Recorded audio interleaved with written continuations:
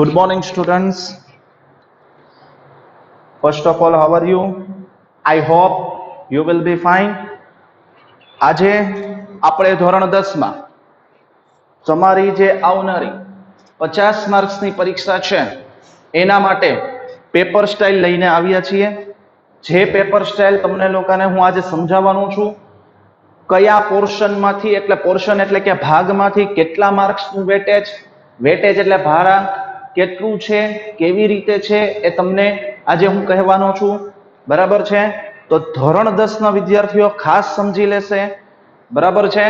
English paper style 50 marks. પહેલા તો આપણે ચર્ચા કરીએ કોર્સ. કેટલો કોર્સ આપણે રાખ્યો છે આ પેપર માટે? 50 માર્ક્સના આ પેપર માટે કેટલો કોર્સ આપણે રાખેલો છે એને જોઈએ. તો ચાલો, ટેક્સ્ટ બુક 1 થી 3 યુનિટ. ટેક્સ્ટ બુકના પહેલો યુનિટ, બીજો યુનિટ અને ત્રીજો યુનિટ. ટેક્સ્ટ બુકમાં પહેલો યુનિટ, બીજો યુનિટ અને ત્રીજો યુનિટ, આ 3 યુનિટ તમારે રેડી કરવાના છે. એની શોર્ટ નોટ તમારે રેડી કરવાની છે. ત્યાર પછી બ્લેક બુક.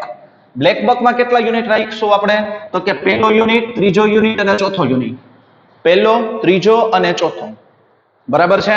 ત્યાર પછી ગ્રામર, WH ક્વેશ્ચન્સ એટલે કે MCQ બેઝ ઉપર.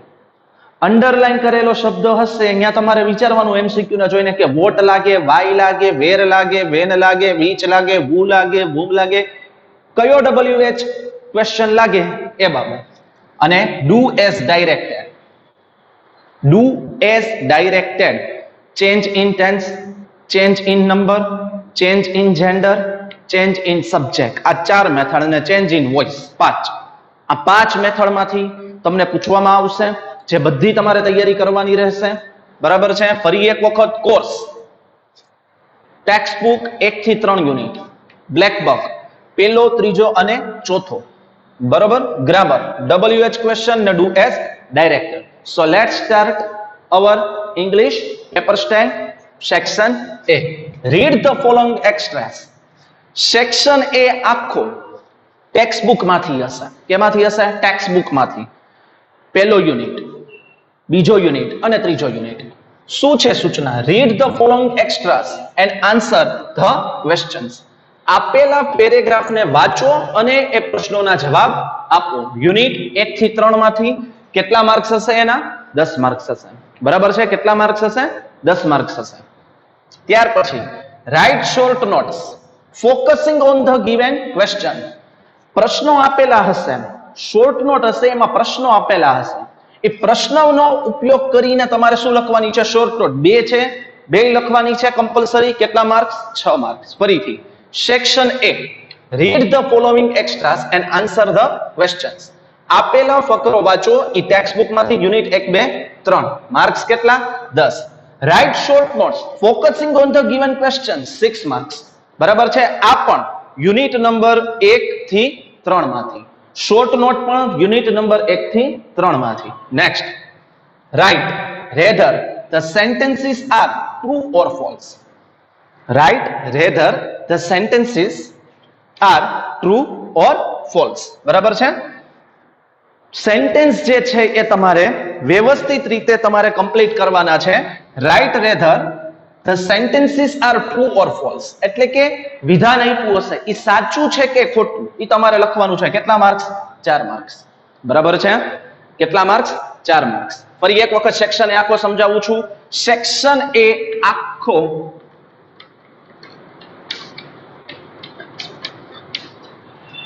કેમાંથી હશે? ટેક્સ્ટ બુક માંથી હશે. આખો કેમાંથી હશે? Text book. બરાબર છે? Read the following extracts and answer the questions. Unit 1, 2, 3 10 marks. Write short notes focusing on the given questions એટલે કે શોર્ટ નોટ લખવાની છે. 2 આપી હશે, એક શોર્ટ નોટ નો 3 માર્ક્સ, 2 શોર્ટ નોટ ના કેટલા? 6. 2 કમ્પલસરી 6 માર્ક્સ. પ્રશ્નો આપ્યા હશે એના ઉપરથી તમારે શું લખવાની છે? Short note. બરોબર છે? Next, write whether the sentences are true or false. વિધાન ખરું છે કે ખોટું એ પણ યુનિટ નંબર 1, 2, 3 એટલે કે ટેક્સ્ટ બુક. 4 માર્ક્સ. ક્લિયર મિત્રો? સમજાઈ ગયું? પહેલો સેક્શન કેટલા માર્ક્સ નો થયો? 10 ને 6 16 ને 4 20 માર્ક્સ. હવે અહીંયા થયા સેક્શન B. ટોટલી કેમાંથી પૂછવામાં આવશે? Black book. બરોબર?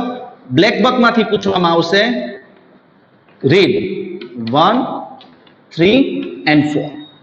આ ત્રણ રીડ માંથી પહેલો, ત્રીજો અને ચોથો. Read the following passage. Read the following passage and answer the questions. આપેલો ફકરો વાંચો અને પ્રશ્નોના જવાબ આપો. 10 માર્ક્સ. બે પેરેગ્રાફ આપ્યા હશે, એના 5 પ્રશ્નો હશે. એ પ્રશ્નોનો જવાબ તમારે કેમાંથી ગોતીને કરવાના છે? તો કે પેસેજમાંથી. કેટલા માર્ક્સ? 10 માર્ક. સેક્શન બી આખો કેમાંથી તમારો પૂછાશે? તો કે બ્લેક બુક માંથી રીડ 1, 3 and 4. બરોબર છે? Read the following passage and answer the questions. 10 marks. હવે ઈ સમજાવી દો સાથે સાથે તમને. હજી આપણે 2 સેક્શન સમજવાના છે, પણ આ કેવી રીતે પેપર તમારે લખવાનું છે.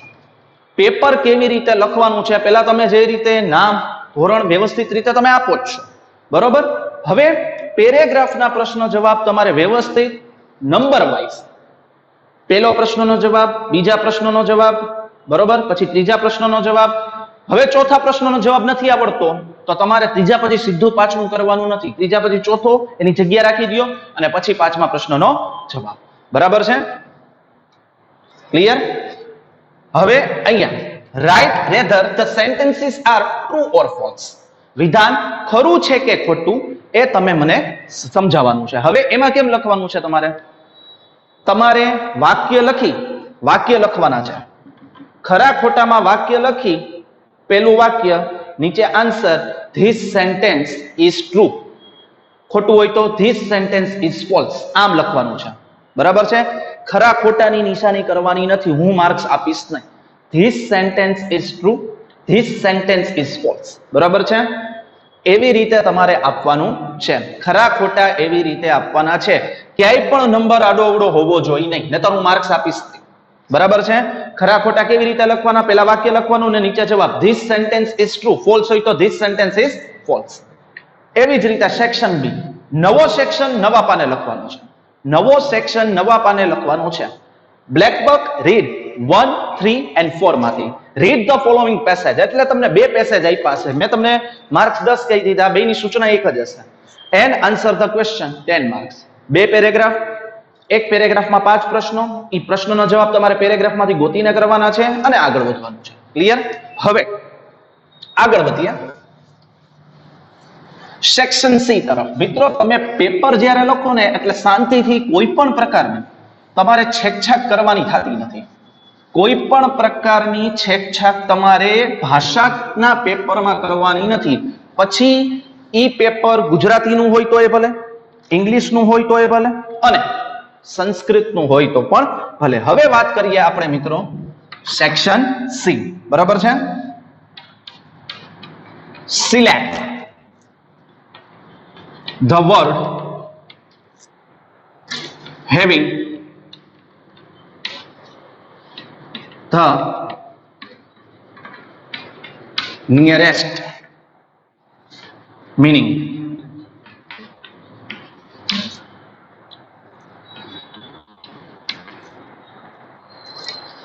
હવે મિત્રો જોજો, select the word having the nearest meaning. Section C પણ કેમાંથી છે? આખો બ્લેક બુક માંથી. રીડ 1, 3 અને 4.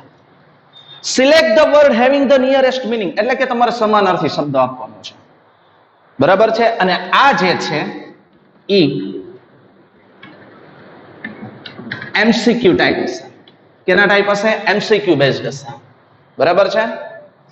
વાત બરોબર સમજી લેજો. Select the word having the nearest meaning એટલે કે તમને શબ્દ આપ્યો હશે અને નીચે એના 4 ઓપ્શન્સ આપ્યા હશે કે આનો સમાનાર્થી શબ્દ કોઈ.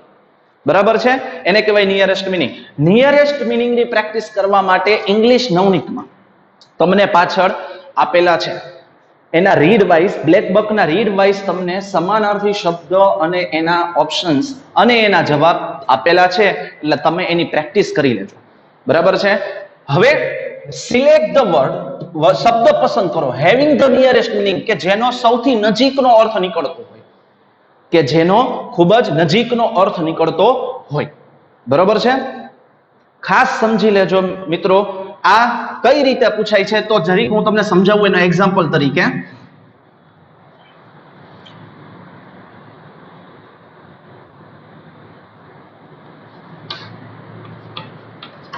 જેમ કે આવ્યું છે એક,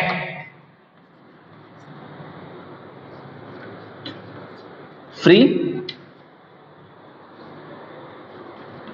રિલીઝ, પેન, એટેન્શન. બરોબર. એક નો તમારે આપણે મીનિંગ લેવો હોય, બરોબર છે, સ્ટમચ એક, આપણે પેટનું, આપણે એમ કહીએ એક એટલે દુખાવો, બરોબર. તો આમાંથી કયો શબ્દ એવો છે તો કે ફ્રી એટલે સ્વતંત્ર, રિલીઝ એટલે છોડવું, પેન એટલે દુખાવો ને ટેન્શન એટલે તાણ. તો આમાંથી સૌથી નજીકનો શબ્દ કયો છે? પેન. હવે તમારે લખવાનું કેવી રીતે? માની લો કે આ શબ્દ છે તો તમારે આમ લખવાનું, એનો આન્સર કરીને એક મીન્સ પેન. એક મીન્સ પેન. આ રીતે તમારે લખવાનું છે, બરાબર છે. આ જ રીતે, બરોબર સમજી લેજો, આવી જ રીતે તમારે લખવાનું છે, બરોબર છે. ક્લિયર? તો અહીંયા તમારું સેક્શન સી પણ પૂરો થયો. હવે આપણે સમજવા જાય છે તમારું સેક્શન ડી. મિત્રો, બ્લેક બકમાં આપણે માત્ર 3 જ યુનિટ લીધેલા છે. પહેલો યુનિટ, ત્રીજો યુનિટ અને ચોથો યુનિટ. જે તમને મેં વ્યવસ્થિત રીતે મેં સમજાવ્યો છે એ જ રીતે તમારે ખાસ ધ્યાન રાખવાનું છે. હવે આવે છે સેક્શન ડી અને અંતિમ section, select the question, select the questions to get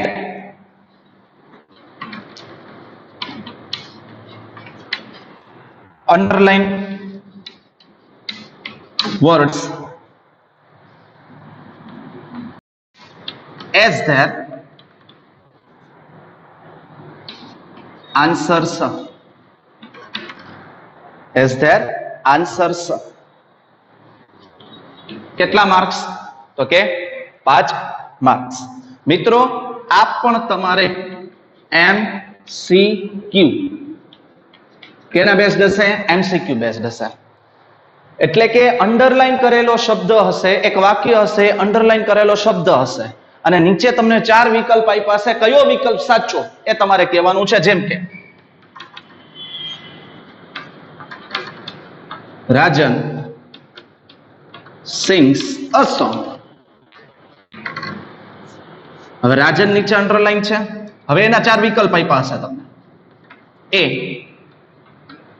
who sang a song. Who sang a song. Who sings a song.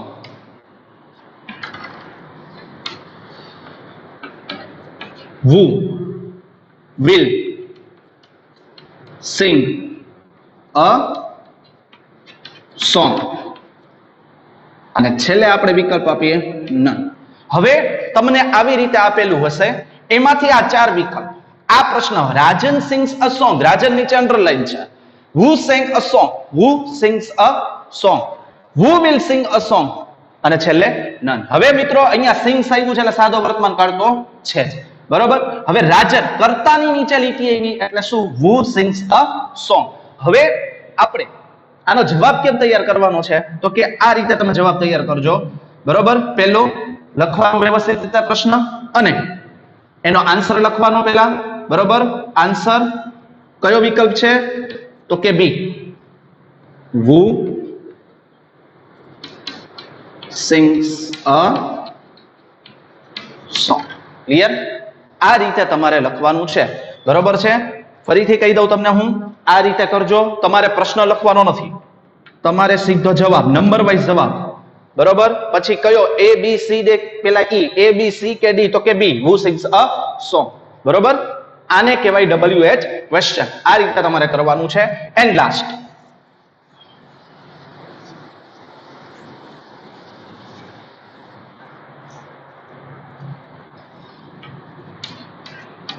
do as directed. Do as directed જે કેટલા માર્ક્સમાં આવશે? 10 માર્ક્સમાં. કઈ કઈ મેથડ તમારે તો કે change in tense, change in voice, change in number, બરોબર. બધી મેથડ ટૂંકમાં તમારે કરવાની છે, બરાબર? જે સરે તમને કરાવી છે એ બધી મેથડ તમારે કરવાની છે. Do S directed. 5 પેરેગ્રાફ હશે, એક પેરેગ્રાફનો 2 માર્ક્સ, 10 માર્ક્સ. બરોબર છે મિત્રો? તો આ તમારી અંગ્રેજીની વ્યવસ્થિત રીતે પેપર સ્ટાઇલ થઈ ગઈ. એ પેપર સ્ટાઇલ મેં તમને સમજાવી દીધી, કેવી રીતે લખવાનું છે એ પણ મેં તમને કહી દીધું. બરોબર છે? હવે તમારે ખાલી પેપર આવનારા સમયમાં લખવાનું રહેશે. બરોબર છે? આ પેપર સ્ટાઇલ તમને ટૂંક સમયમાં તમારા વિડીયો સમક્ષ તમને મળી જશે. બરાબર છે? તો મિત્રો, આ paper style, wish you all the best for this exam. Have a good day, have a nice time.